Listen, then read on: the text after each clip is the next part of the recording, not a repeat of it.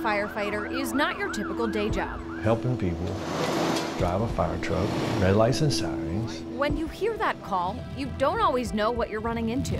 If you don't make it to that call, you have not done your job. And your job is to take care of that person on the other end of 911.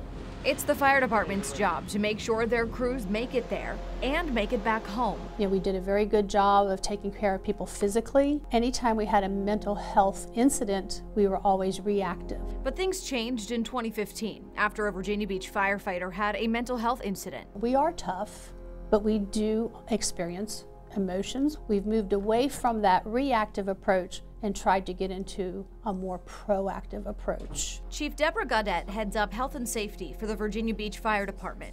In the last few years, they've created new training for firefighter peer mentors and safety shift officers.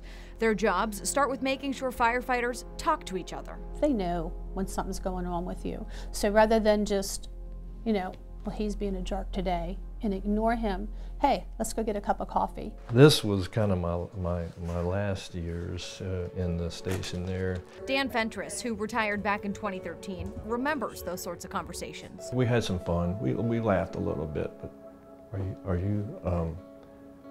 how you feeling, really? Because I think people like to maybe hold it in, you know.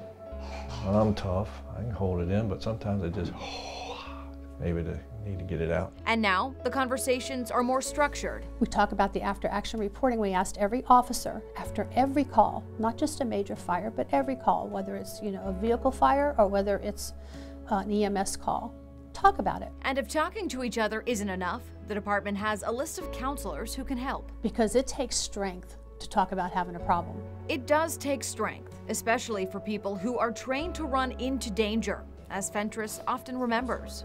But you couldn't have always saved all of them. I know you came to our home in 2011 after our son Charlie fell in the pool. You couldn't save him, you know.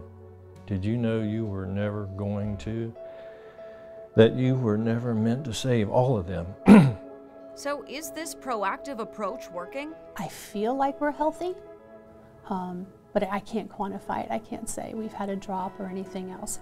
I do know people talk to people. And that's what makes dealing with mental wellness tricky.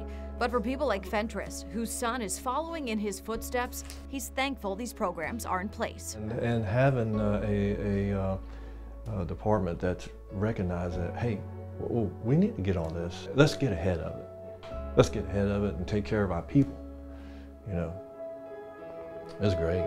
So when he looks back on the ups and the downs of his 40 years with the department, I wanted to tell you that perhaps the worst of your job may very well be your best in the long run.